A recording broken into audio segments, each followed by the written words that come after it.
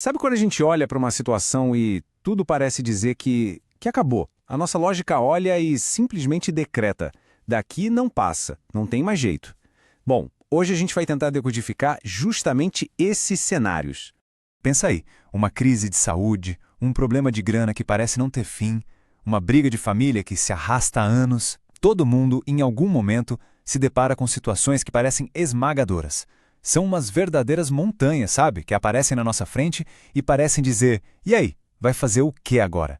E olha, essa é a conclusão mais natural do mundo. Quando os recursos acabam, quando as explicações já não fazem sentido, quando todas as portas parecem trancadas, a mente chega num beco sem saída. É o fim da linha. Ok, vamos mergulhar nisso de verdade agora. Porque a ideia central que a gente vai explorar é justamente essa virada de chave.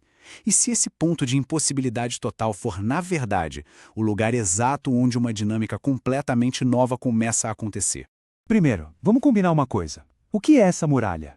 Que cara tem esses cenários que fazem a gente se sentir totalmente sem saída, encurralado mesmo?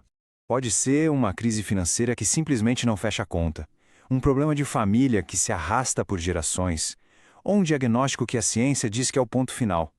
Essas são experiências que todo mundo conhece, de um jeito ou de outro, e que podem parecer uma sentença definitiva. E é aqui que entra uma perspectiva totalmente diferente. A fonte desta análise sugere uma coisa bem radical. Onde a nossa capacidade humana chega ao limite, o cenário se torna, na verdade, ideal para um outro tipo de ação. Para a gente conseguir entender essa ideia, é fundamental separar duas palavras que parecem a mesma coisa, mas são o oposto uma da outra: destino e providência. Olha que interessante a diferença aqui. O destino é apresentado como essa força cega, sabe? Um avalanche que simplesmente acontece sem porquê, sem querer. Já a providência, a providência é descrita como algo com intenção, como um rio que, mesmo com correnteza forte, está correndo para um oceano de propósito. É uma visão onde as coisas não acontecem por acaso. Então, o ponto central é esse. A providência não é só uma coisa que acontece, mas uma atividade constante. É a ideia de que existe um interesse ativo, um cuidado que guia a história com um objetivo. Mas isso não é só um conceito abstrato, né? As fontes que a gente está analisando apontam para um padrão de vidas que foram viradas do avesso e que ilustram essa ideia na prática. Vamos ver como isso funciona em algumas histórias bem conhecidas. Pensa no Zaqueu. Para ele, o impossível era fugir de quem ele era. Um cara ganancioso, desprezado por todo mundo. Ele era definido pelo trabalho dele, um traidor do próprio povo, e parecia que ia ser assim para sempre. Mas bastou um encontro para provocar uma mudança radical, que transformou a identidade dele, de explorador, para um homem generoso. Ou então o caso de Paulo, um perseguidor convicto. O passado dele era uma muralha, uma identidade marcada pelo ódio. E mesmo assim, ele se tornou o maior defensor da fé que ele tentava destruir. Isso mostra que nenhum passado, por pior que seja, está fora do alcance de uma transformação. Já Abraão enfrentou o impossível do tempo, da biologia. A promessa de ser pai de uma nação inteira, quando ele e a esposa já eram idosos, parecia piada. A transformação dele não foi de um dia para o outro. Foi um processo longo de aprender a confiar que um futuro novo podia nascer de algo que já parecia morto. E o Pedro? A falha dele em público parecia um fim de linha definitivo. A vergonha de ter negado o mestre na hora H. Isso poderia ter calado ele para sempre. Mas foi justamente essa fraqueza que se tornou o ponto de virada, transformando um homem com medo em um líder super corajoso. E por fim, João, que tinha o apelido de Filho do Trovão pelo temperamento explosivo dele.